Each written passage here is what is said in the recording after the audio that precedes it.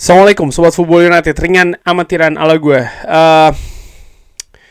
Jadi ada informasi lagi di Manchester United ini terkait dengan situasi klub ya, bahwa diumumkan secara resmi bahkan di website dari Manchester United. Manchester United mengumumkan rencana transformation plan yang pada intinya disebutkan 150 sampai dengan 200 pekerja di Manchester United ini akan kehilangan mata pencariannya ya di klub. Dan ini kan sebenarnya sudah dilakukan beberapa waktu yang lalu. Di website sendiri Omar Berada memberikan pernyataannya ya terkait dengan situasi ini. Gue tidak ingin membahas atau mengartikan secara detail seperti biasanya. Tapi ada juga bagian yang menurut gue menarik ya, di mana dia menyebutkan kita telah kehilangan uang selama 5 tahun secara berturut-turut, artinya ada kerugian. Dan ini tidak bisa berlanjut lagi. Dari situ gue menilai bahwa nampaknya keputusan ini dibuat untuk memperbaiki situasi keuangan klub. Bukan hanya terkait dengan itu saja, tapi ada juga kabar-kabar lain, misalnya bagaimana keadaan makan siang di Carrington ini juga mengalami efisiensi, ada banyak pengurangan di sana. Dan ada banyak sekali hal-hal lainnya juga yang sudah dilakukan sebelumnya oleh manajemen baru Ineos ini dalam rangka untuk menghemat atau mungkin bahasa gue menyelamatkan situasi keuangan dari Manchester United, yang menurut gue ya, ini bukan salah para pekerja yang akan kehilangan mata pencariannya tersebut. Apa yang terjadi saat ini di Manchester United ini murni dari Glazer. Ini merupakan kesalahan dari Glazer. Intinya di situ.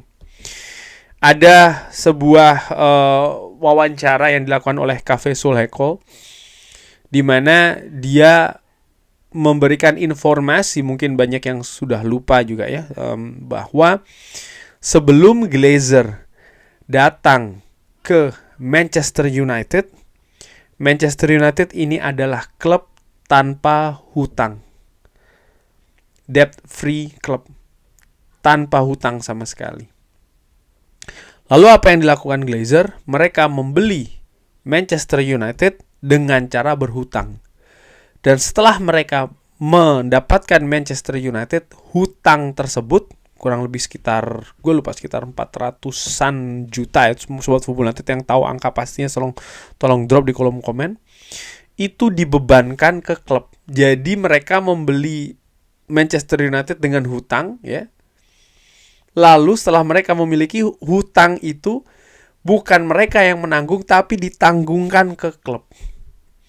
Luar biasa. Dan semenjak mereka memiliki Manchester United, bunga hutang itu jumlahnya terus bertambah. Dan tentu saja itu yang membayar adalah klub Manchester United. Ini merupakan salah satu penyebab besar kenapa keuangan dari Manchester United ini berantakan. Penyebab lainnya, selama berapa belas tahun ya, Glazer memiliki Manchester United, mereka tidak pernah melakukan investasi kepada klub. Ada juga jumlah hutang yang juga sangat besar yang didapat dari biaya transfer pemain yang sudah terjadi sebelumnya. Mungkin pemain tersebut sudah tidak lagi berada di Manchester United, tapi tetap Manchester United yang harus membayar kewajiban hutang tersebut karena biaya transfernya ini dihutangkan. Ini juga merupakan menurut gua bukti bahwa Glazer tidak melakukan apapun terkait dengan mensupport, memberikan investasi kepada Manchester United. Justru mereka membebankan keuangan ya kepada Manchester United. Itu saja tidak.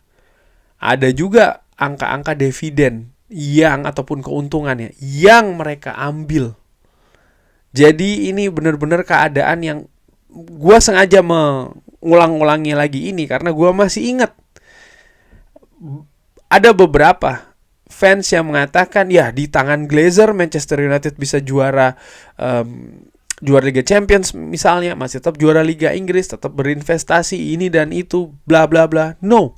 Itu semua dengan cara yang tidak benar menurut gue. Hasilnya baik tapi caranya tidak benar. Dan karena itu ya, setelah beberapa waktu kemudian Manchester United terlihat jelas saat ini keuangannya compang-camping, dan klub sepak bola modern, keuangan finansial ini menjadi bagian yang paling penting.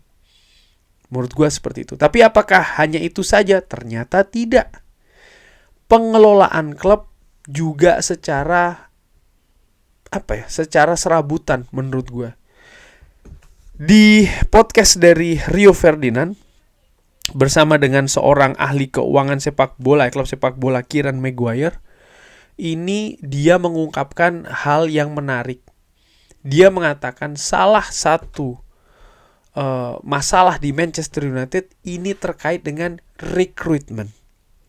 Lalu gue berpikir, ini poin yang bagus juga. Tadi disebutkan ya bahwa angka-angka rekrutmen itu ataupun transfer ternyata dihutang. Tapi yang dimaksud oleh Kieran Maguire ini juga bagaimana Manchester United menghabiskan uang tersebut untuk merekrut pemain yang dibayarkan melebihi valuasi semestinya. Jadi transfer-transfer yang terjadi misalnya ya dalam beberapa musim terakhir saja, kalau dilihat, gue tidak perlu menyebutkan siapa-siapa saja ya, karena sangat banyak sekali dari sisi biaya transfer, dari sisi gaji. Dan ini dilakukan oleh siapa? Ini dilakukan oleh manajemen. Sekali lagi ya, kegiatan transfer ini bukan dilakukan oleh manajer ataupun head coach, tidak, oleh manajemen. Di mana manajemen ini adalah orang-orang yang ditunjuk oleh Glazer untuk mengoperasionalkan klub ini. Tapi ternyata mereka tidak menjalankan tugas tersebut menurut gua ya dengan baik. Biaya transfer yang terlalu tinggi, gaji yang terlalu tinggi, lalu dari sisi penampilannya ternyata jauh dari angka-angka yang dibayarkan itu. Jadi tidak sesuai, dan ini berlangsung terlalu lama menurut gue. Bukan hanya 1-2 musim saja, lebih dari itu. Dan akumulasinya dirasakan saat ini. Jadi menurut gue ya ini merupakan kalau gue tulis di judul klub rusak, broken club. Iya.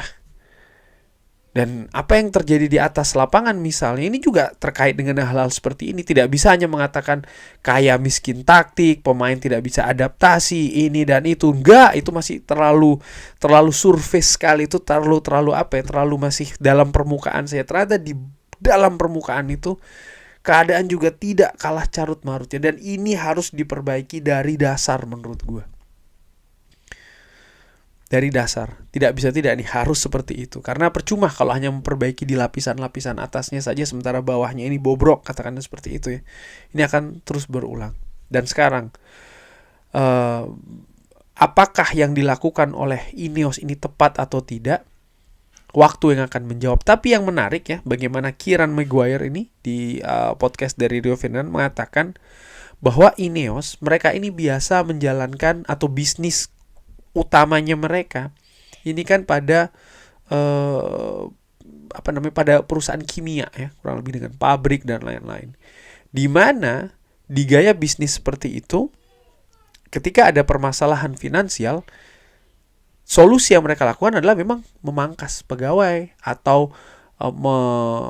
merubah harga produk lebih murah dengan harapan akan laku lebih banyak. Tapi Kieran Maguire juga mengingatkan bahwa Manchester United ini bukan pabrik yang menghasilkan produk. Enggak. Manchester United ini sejatinya adalah sebuah klub sepak bola yang elit. yang harus dijalankan dengan gaya klub sepak bola yang elit. Artinya bukan elit dalam arti wah prestasi, enggak, bukan soal masalah prestasi, tapi bagaimana ukuran klub ini. Dan menurut gua dikembalikan lagi ya dengan keadaan-keadaan efisiensi saat ini yang terjadi. Yang gue bayangkan seperti ini. Sebuah klub yang elit itu juga elit segalanya. Bukan cuman kita berbicara soal masalah prestasi dan lain-lainnya. Oke, itu iya. Tapi bagaimana juga fasilitas. Fasilitas bukan hanya untuk pemain. Klub ini bukan cuma tentang pemain dan juga pelatih. Enggak, tapi pekerja-pekerjanya juga. Kalau gue membayangkan sebuah perusahaan yang elit ya gue bisa mendapatkan fasilitas yang juga elit di sana, sehingga mereka bisa menuntut dalam tanda kutip ya kinerja yang juga elit dari para pekerjanya ini. Dan para pekerja dengan segala sesuatu yang elit ini, mereka juga akan memacu dirinya untuk bisa mencapai level elit itu. Jadi ada take and give di sana. Misalnya gue nggak perlu nyebut lah perusahaan-perusahaan yang memang levelnya top di luar sepak bola, perusahaan apapun itu. Ada kebanggaan ketika bekerja di sana. Kebanggaan bukan cuma karena label gue bekerja di sana, tidak, tapi juga hal-hal yang gue dapatkan. Penghasilan, fasilitas, support, work-life balance, dan lain-lain. Tapi dengan segala efisiensi ini yang terjadi di Manchester United saat ini, ya menurut gue this is a broken club. Ini klub yang rusak saat ini. Ya gue nggak tahu apakah ada kebanggaan lagi misalnya dari para pegawai-pegawai ini sekarang yang kerja di Manchester United, di mana mereka tentunya akan bekerja juga dengan hal yang tidak banyak efisiensi, fasilitas dikurangi dan lain-lain. Sementara beban kerja pun menurut gue mungkin sama ya, atau bahkan justru lebih banyak dengan adanya pengurangan ini. Jadi menurut gue ini menunjukkan bahwa pada situasi kali ini di Manchester United, ini bukan hanya terkait dengan Manchester United berada di peringkat ke-15, tapi ternyata ini memang menunjukkan bahwa dalam banyak hal ya, klub ini secara keseluruhan ini dalam periode yang rusak menurut gue. Dan penyebabnya ya Glazers.